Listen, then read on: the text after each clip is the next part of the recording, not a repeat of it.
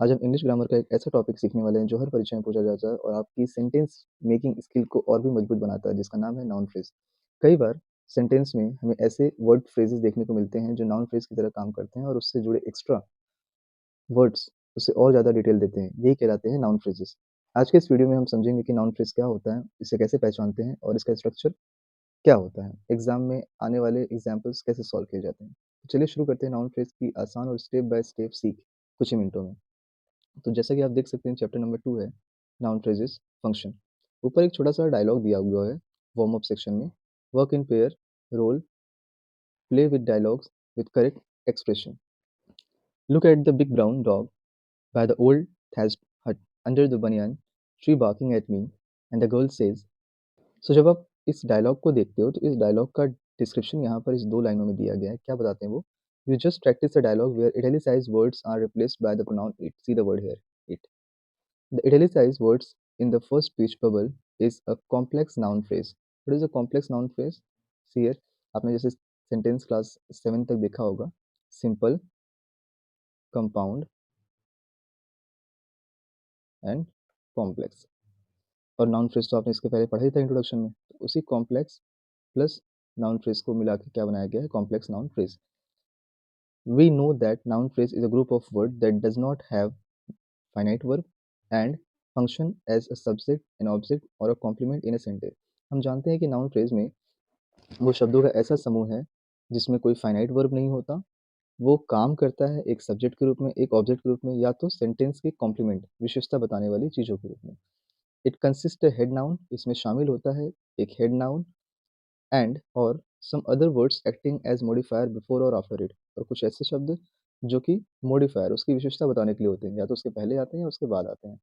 Late us read this let us read about the structure of noun phrase.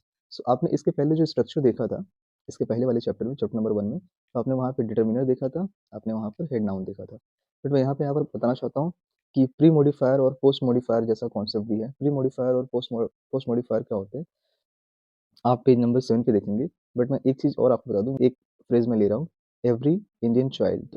Every Indian child में every determiner है, Indian pre modifier है और head noun क्या है? Child है। The dark dingy store room, तो the determiner, pre modifier dark and dingy, head noun हो जाएगा store room. Okay. Third example है many people in our colony. Many determiner है, प्री मॉडिफायर कुछ नहीं बन रहा है तो उसका space, head noun people, post modifier in our colony. Next example है that extremely bright object in the sky. Determiner बना that, pre modifier extremely bright, head noun object, post modifier in the sky. तो इस pre modifier और post modifier के concept को page number 7 पे क्या explain करके बताया गया है। Pre modifier, words are precede the head noun in a noun phrase that qualify the head noun are called pre-modifiers। कह रहे हैं कि ऐसे शब्द जो कि हेड नाउन से पहले आकर नाउन फ्रेज में क्वालिफाई कराते हैं हेड नाउन को, उन्हें प्री मॉडिफायर कहा जाता है। ऐसे शब्द काम करते हैं डिटर्मिनर की तरह, एडजेक्टिव की तरह या एडजेक्टिव फ्रेज की तरह। They together make up noun phrase with a head noun. वे साथ-साथ आते हैं, make up the noun phrase with the head noun. Noun phrase बनाते हैं हेड नाउन के साथ। एग्ज़ाम्पल है, 3 एग्ज़ाम्पल दिए गए हैं यहाँ पर और उन 3 एग्ज़ाम्पल के साथ ही साथ वो बताया गया है कि वो कॉन्सेप्ट क्या-क्या इंडिकेट करते हैं। जैसे much money has been spent on his education, तो वो क्या-क्या कॉन्सेप्ट बनाएँगे? मच यहाँ पर डिटर्मिनर का काम कर रहा है, मनी जो है वो हेड नाउन की तरफ रीड हो रहा है। दूसरा एग्ज़ाम्पल है some rude people show no respect to their elders। So some rude will be your adjective phrase and people will be head noun। School education is a must for children। School will be treated as adjective and education will be treated head noun। Other pre-modifiers in a noun phrase may include in a present participle ing form of the verb used as an adjective and in the past participle used an adjective। They precede the head noun। For example, अगर आपने participle का grammar पढ़ा होगा तो आपने देखा होगा वहाँ पर आपके लिए प्रेजेंट पार्टिसिपल, पास्ट पार्टिसिपल और एक और ग्रामर होता है जिसे आप कहते हो परफेक्ट पार्टिसिपल। तो जो प्रेजेंट पार्टिसिपल है इसमें आईएनजी बना के सेंटेंस को ट्रीट किया जा रहा है। क्या कह रहे हैं? Do you want to listen to the thrilling stories? The noun phrase includes present participle feeling. The haunted animals finally escaped inside a cave. Noun phrase includes past participle, that is haunted.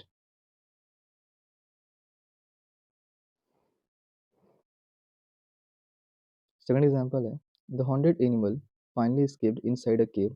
The noun phrase includes a past participle haunted. Did you know का जो section है वो क्या कहते हैं?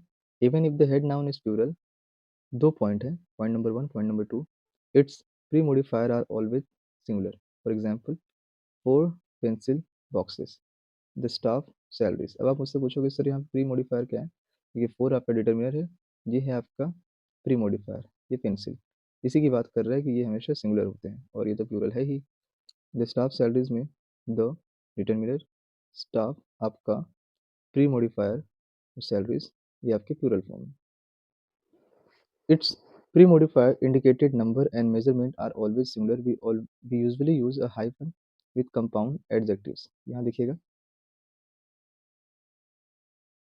compound adjective बने हुए हैं और यहाँ पर भी 8 inches compound adjectives बने हुए हैं और इनके बीच में hyphen का यूज हुआ है. So now let's solve exercise number A. Exercise 1. Work in group of 3. Discuss in your groups and add a suitable pre-modifier to explain each noun, then check your answer with the teacher. First question, my brother studies in high school. मैं sentence repeat करूंगा जहाँ पे fill in the blanks आ रहा है आप उसको fill कर लीजिएगा. The brilliant girl was awarded scholarship. Third, my brother solved the hardest complex puzzle. Fourth, aware citizens actively participate in democracy. Fifth question, I am reading the latest novel by J.K. Rowling. Sixth question, most conscious people exercise regularly to stay fit. Seventh question, we cannot see the farthest star without a telescope. Eighth question, the vibrant city is located on the banks of the Ganga. Ninth question, Gagan has been incredible hero in saving the child from the inside of the house on the fire. 10th and last question, we went to see historic Rashtrapati Bhavan on Republic Day. So what we are going to see, pre modifiers आपने पढ़ लिया. अब page number 8 पे आप पढ़ रहे हैं post modifiers noun phrase की कैटेगरी में और उसके बारे में क्या डिफिनेशन लिखा हुआ है दिखेगा. Words that are used after head noun, वो सारे शब्द जो हेड नाउन के बाद यूज किए जाते हैं नाउन फ्रेज में, and that qualify head noun, और वो सभी शब्द जो कि हेड नाउन की विशेषता बताते हैं इन्हें पोस्ट मॉडिफायर्स कहा जाता है. मतलब हेड नाउन के बाद यूज होने वाले शब्द जो आते हैं और हेड नाउन को मॉडिफाई कराते हैं उन्हें पोस्ट मॉडिफायर्स कहा जाता है. The post modifiers in the noun phrase usually adjective phrase और अ प्रीपोजिशनल फ्रेज. जितने भी पोस्ट मॉडिफायर्स होते हैं नाउन फ्रेज में वो सारे के सारे या तो एडजेक्टिव फ्रेज होते हैं या प्रीपोजिशनल फ्रेज होते हैं. अब आप उनको कैसे समझेंगे, यहाँ पर 3 एग्जाम्पल आपके लिए दिए गए हैं. उन 3 एग्जाम्पल से आपको बारीकी से चीज़ें मैं समझाने की कोशिश करूँगा. Example number 1, example number 2, example number 3. Example number 1 में बता रहे हैं the box full of cookies was emptied by the children. So the आपका डिटर्मिनर हो गया, हेड नाउन क्या हो गया, बॉक्स. अब इस हेड नाउन के बाद जो वर्ड्स आएंगे ना वही आपका पोस्ट मॉडिफायर्स होगा. और पोस्ट मॉडिफायर्स के बारे में क्या कहा गया है, या तो वो एडजेक्टिव फ्रेज होगा या प्रीपोजिशनल फ्रेज होगा. प्रीपोजिशनल फ्रेज होगा तो इन, एट, अपॉन, ऑन जैसे शब्द आएंगे उसके पहले, और एडजेक्टिव फ्रेज होगा तो आपको मैंने बताया था ना कि एडजेक्टिव फ्रेज किसी की क्वालिटी के बारे में बात करेगा. राइट, यहाँ पर देखिएगा उस बॉक्स के बारे में क्या क्वालिटी उसकी बताई जा रही है कि ये जो बॉक्स है ये फुल ऑफ कुकीज़ है. सो ये क्या बना आपका एडजेक्टिव फ्रेज बना. क्वेश्चन नंबर 2 है the animal in the zoo are regularly examined by a vet.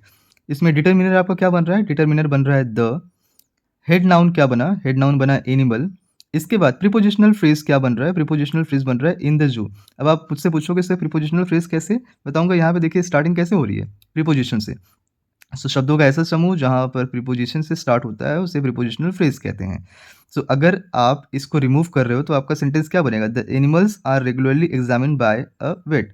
अब इस हेड नाउन के बाद अगर कोई ऐसा शब्दों का समूह, कलेक्शन ऑफ वर्ड्स, फ्रेज, जो भी आप कह लें, आ रहा है जिसकी स्टार्टिंग प्रीपोजिशन से हो रही है, that will be called your prepositional phrase.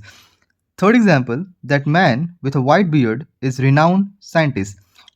Determiner is here that, head noun man, और प्रीपोजिशनल फ्रेज क्या आ रहा है, with a white beard. So with a white beard आपका क्या हो जाएगा, ये हो जाएगा प्रीपोजिशनल फ्रेज। अच्छा एक चीज़ मैं फिर से बता दूं, चाहे वो प्रीपोजिशनल फ्रेज हो चाहे एडजेक्टिव फ्रेज हो, that will be called your post modifiers. That's clear. अब यहाँ पर एक बात लिखी हुई है, other post modifiers in noun phrase may be present participle, ing form of the verb used an adjective and past participle used an adjective. These may precede the prepositional phrase modifying the noun phrase. कुछ और जो post modifiers होते हैं जो noun phrase में use होते हैं, वो या तो प्रेजेंट पार्टिसिपल होते हैं, ये हमने प्री मॉडिफायर्स में भी देखा था, या तो प्रेजेंट पार्टिसिपल हो सकते हैं या पास्ट पार्टिसिपल हो सकते हैं। The birds singing on the tree is ककू। So singing क्या हो जाएगा आपका यहाँ पर, present participle. Those relics excavated from the site belong the Harappan civilization. So excavated क्या हो जाएगा आपका, past participle. Post modifiers add extra information about the head noun that precede them. Post modifiers हमेशा एक्स्ट्रा इन्फॉर्मेशन देने की कोशिश करते हैं, बताते हैं किसके बारे में, हेड नाउन के बारे में जो कि वहाँ पर यूज़ किया गया है। जैसे मैं एग्जांपल नंबर सेकंड देख लूँ आपके लिए, the animals in the zoo are regularly examined by a vet. अगर मैं इस सेंटेंस को इस तरीके से रिपीट करूँ, the animals are regularly examined by a vet, तो सेंटेंस कंप्लीट हो रहा है। लेकिन इन द जू इस हेड नाउन जिसकी बात यहाँ पे कर रहे हैं कि एक्स्ट्रा इन्फॉर्मेशन, इस हेड नाउन को एक्स्ट्रा इन्फॉर्मेशन दे रहे हैं। सो इसी की बात वो क्या कर रहे हैं कि पोस्ट मॉडिफायर्स हमेशा एक्स्ट्रा इन्फॉर्मेशन देते हैं हेड नाउन के बारे में। They are not necessary to complete the meaning of the sentence. तो अगर वो इस सेंटेंस में रहें या न रहें उससे फ़र्क नहीं पड़ता। इसीलिए लाइन यहाँ पर लिखी गई है, दे आर नॉट नेसेसरी, वो आवश्यक नहीं है सेंटेंस की मीनिंग को कंप्लीट करने के लिए। So now we are going to start section B, exercise. Exercise B, underline the post modifiers in each sentence.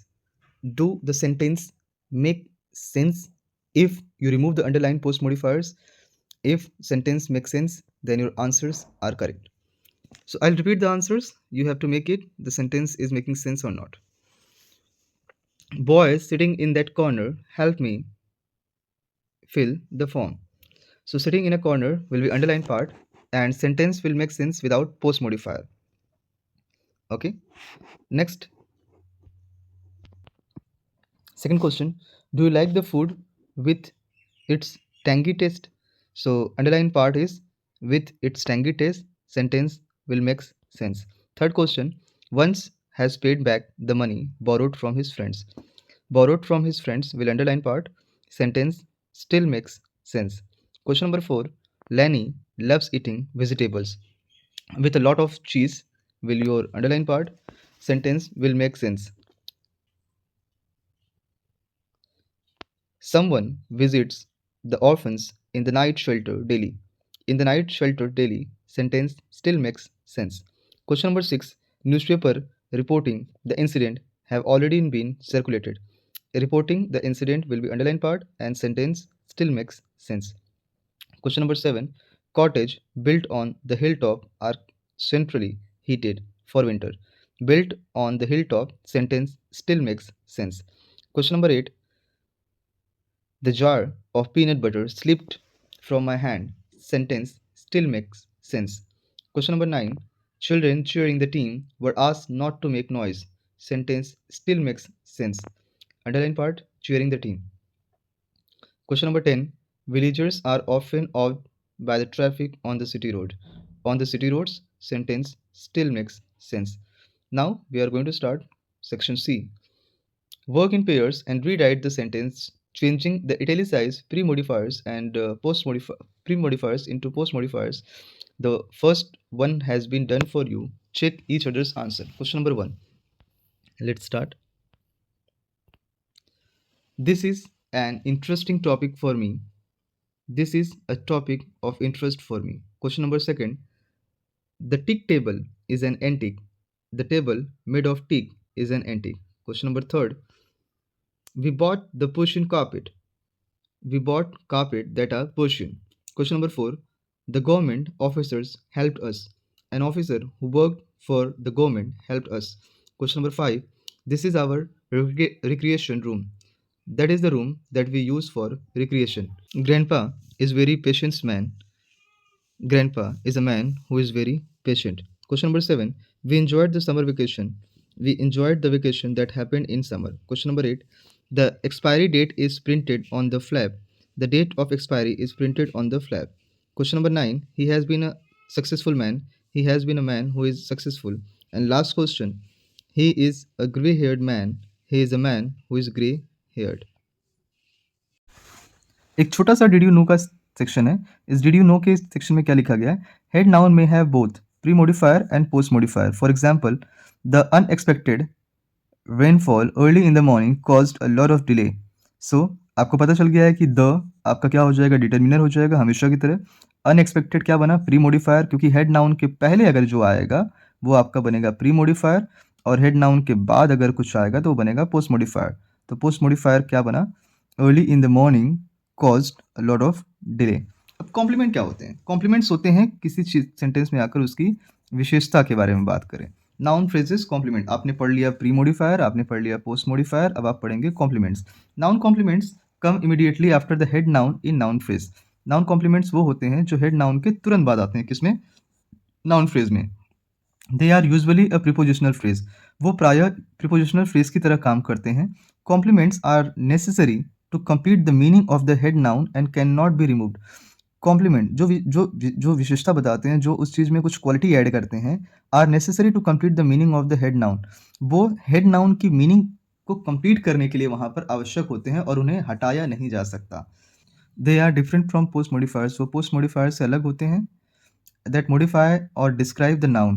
वो वहाँ पर मॉडिफाई विशेषता बताने के लिए या उसके बारे में और डिटेल जानकारी देने के लिए, किसके बारे में? नाउन के बारे में होते हैं। And can be remove from the sentence, और उन्हें सेंटेंस से रिमूव किया जा सकता है। दो एग्जाम्पल आपके लिए दिए गए हैं, देखिएगा। You love for the country is exemplary. The prepositional phrase for the country is the complement necessary for completing the meaning of head noun love. Underline the noun complements and strike out post modifiers in these sentences. Check your answers based on following. Post modifier is not important for the meaning of the sentence, can be deleted, while complement cannot be deleted from a sentence without altering the meaning. First question. The road to Pune is well laid. The road to Pune will be crossed is very well laid. Second one, the feeling of fear, loneliness is very deep. Of fear, loneliness. I hope first example से आपको clear हुआ होगा। Post modifier को आप delete कर सकते हो, जैसा कि आपके क्वेश्चन में लिखा हुआ है। Noun complement as it is बना रहेगा। सो जो हाईलाइटेड वर्ड है वो आपके नाउन कॉम्प्लीमेंट और पोस्ट मॉडिफायर्स हैं। वहाँ पर आप देखिएगा क्रॉस और राइट का टिक लगा हुआ है। The feeling of fear of loneliness is very deep. Third question, the girl has problems finding her belongings. Question number 4, look at the picture of the man wanted embellishment of the man. The bottle with medicine has been labeled with medicine that will be removed. Sixth question, the man was driving car with a broken window. With a broken window will be removed. The advice to the winners is to stay humble. To the winners will stay. A gift of 10,000 rupees was given to each players. 10,000 rupees will be correct one. Ninth one, ninth is only eighth is there. Now we are moving for section E. Underline the noun phrase complement in these sentences. Did you find any exceptions? Then check your answer with the teacher. Question number 1. The sound of this alarm is very pleasant. So underline part is of this alarm. A fear of water is deeply rooted in me. So of water will be underline part. So the third question is, the smoke from burning leaves is harmful. From burning leaves will be your noun phrase complements. Next one, I appreciate the way you serve the people. You serve the people, noun phrase complements. Fifth question, he gave me an impression of being haughty. Of being haughty will be noun phrase complements. Sixth, the stream of clear water joins the river. Of clear water, noun phrase complement. Seventh, Trina helped herself to a spoonful of honey. To a spoonful of honey, noun phrase complement. Eighth question, the only game to exercise all your limbs is lawn tennis. To exercise all your limbs will be noun phrase complement. Ninth question, he claim of being innocent was rejected. Of being innocent, noun phrase complement. Tenth question, the professor's knowledge of the subject was vast and detained. Of the subject, will be noun phrase complement. Now we are going to start section F. Section F is saying complete the noun phrase in this sentence by adding noun complement, then read aloud the sentence in class. So here is your answer. The beauty of the valley is an attraction. Question number second. The photograph of the deer in the wildlife sanctuary came out very well. Third question. What is your reason of being late? Question number 4. Our hope for success is fading now. Question number 5. Their need for money is quite reasonable. Question number 6. I am looking for information about his stream of clear water from the mountains. Question number 7. The staff was in awe of claim that he made. Question number 8. The joy fills the heart is the greatest joy. Question number 9. Education has power to change the lives of people. Question number 10. My passion for the subjects of music has been there since my childhood. चलिए अब summary देखते हैं इस chapter की. In this lesson we have learn that 1 2 3 4 points are here. First of all noun phrase में consist of pre modifier and post modifier. ये जानकारी आपको हो गई. अब प्री मॉडिफायर और पोस्ट मॉडिफायर किसे कहते हैं वो देखिएगा. Pre modifiers are used after the determiner but before the head noun. Okay. Pre modifiers वो होते हैं जो डिटर्मिनर के बाद और हेड नाउन के पहले यूज़ किए जाते हैं, जबकि पोस्ट मॉडिफायर्स हेड नाउन के बाद यूज़ किए जाते हैं. दोनों का काम एक्स्ट्रा इन्फॉर्मेशन देना होता है. किसके बारे में? हेड नाउन के बारे में. और इन्हें सेंटेंस से रिमूव किया जा सकता है, क्योंकि इन्हें सेंटेंस से रिमूव करने पर सेंटेंस की मीनिंग पर कोई अफेक्ट नहीं पड़ता, कोई प्रभाव नहीं पड़ता है. Complements are used after the head noun. कॉम्प्लीमेंट्स हमेशा हेड नाउन के बाद यूज़ किए जाते हैं. वो आवश्यक होते हैं सेंटेंस की मीनिंग को कंप्लीट करने के लिए. साथ ही साथ हेड नाउन की मीनिंग को भी कॉम्प्लीमेंट्स ही कंप्लीट करते हैं. Last point. Post modifiers can be remove from sentence without changing the meaning. Post modifiers sentence की मीनिंग को चेंज किए बिना ही उन्हें रिमूव किया जा सकता है. While a complement is essential to the meaning of the sentence. यही ऊपर की लाइन को यहाँ रिमूव फिर से कॉपी पेस्ट किया गया है कि जबकि कॉम्प्लीमेंट इसेंशियल आवश्यक होता है सेंटेंस की मीनिंग को कंप्लीट करने के लिए. आई होप आपको ये चैप्टर नंबर 2 समझ में आया होगा. फिर भी आपकी कोई क्वेरी है तो हमें कमेंट बॉक्स में कमेंट करके जरूर बताएं. We will try to solve it. Till then stay tune. अगले वीडियो में हम चैप्टर नंबर 3 कंप्लीट करेंगे. तब तक के लिए बाय. जय हिंद.